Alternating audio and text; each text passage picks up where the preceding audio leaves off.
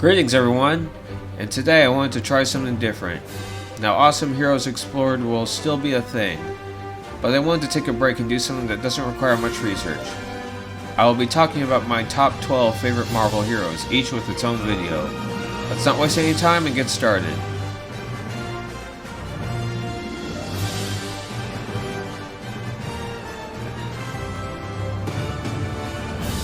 And the number 12 spot goes to the martial arts master himself.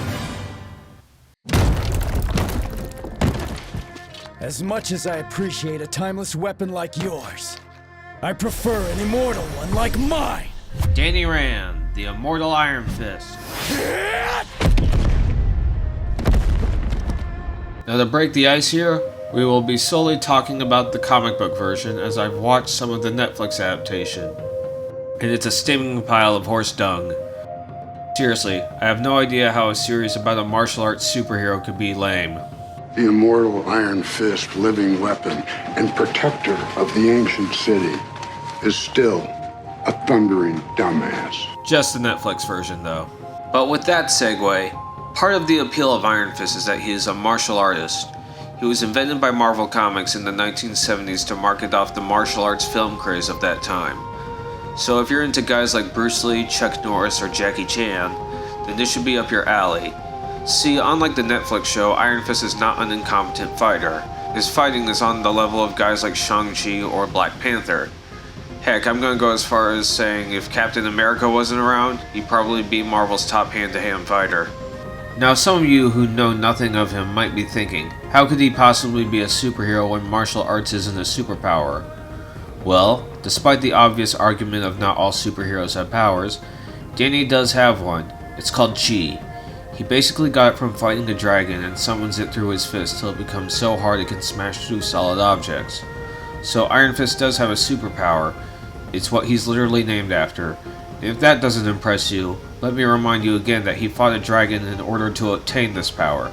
I repeat, he beat a giant Chinese dragon with nothing but a bunch of kung fu punches and kicks and won.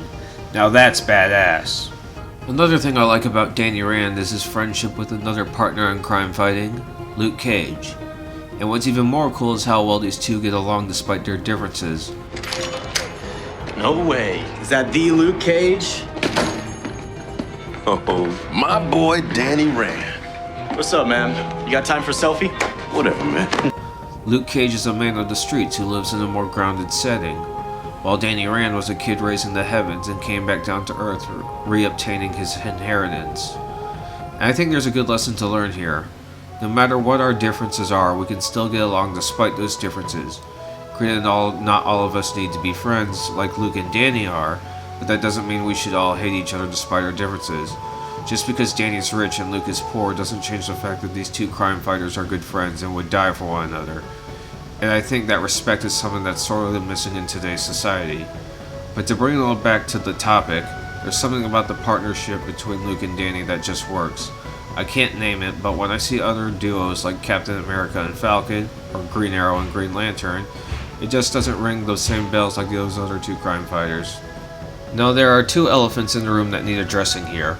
I'll start with the less controversial one, the portrayal of Danny in the Netflix side of the MCU. Based on what I saw and heard of the series, Danny is portrayed as an idiot. An emotional man-child who knows nothing about anything of American culture, because he was raised in the heavens. Now what I'm about to say has nothing to do with this not being like the comics. It has everything to do with what the show could have been if it was actually made by competent people. I get that Danny wouldn't be able to understand how the world works or has changed since he hasn't grown up in that society since the age of 9, but he should still be able to be calm about it given he was raised by monks.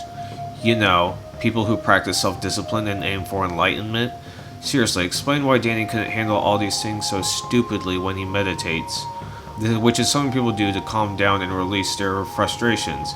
It's okay for him to be a little ignorant of the world and even frustrated with not getting the results he wants, but goodness, he should still find a way to let go of this frustration because, like I said, he was raised by monks. It should not be that hard for him to find peace with himself. Now, the even bigger elephant in the room is Danny's race. Some racists on the internet think Danny is a harmful stereotype because it's a white man learning Kung Fu and only Asians can learn Kung Fu. I'm sorry, what? As someone who's both part white and part Filipino, that is offensive as shit. Last I checked, didn't Bruce Lee want to teach martial arts to the Western world? Also, you know all the guys who say Chuck Norris jokes about how awesome he is? Doesn't that mean he's not awesome because he's white and knows martial arts? Wouldn't that make those Chuck Norris jokes irrelevant? Also, how is Danny a racist stereotype when his best buds with a black man, good friends with a ginger-haired woman, yes they're a minority, there's less than 1% of them in the world, and his girlfriend is an African-American police officer? But to play fair, from a story perspective, I think an Asian Iron Fist is fine as long as he is raised in America and not some Eastern country like Japan or the Philippines.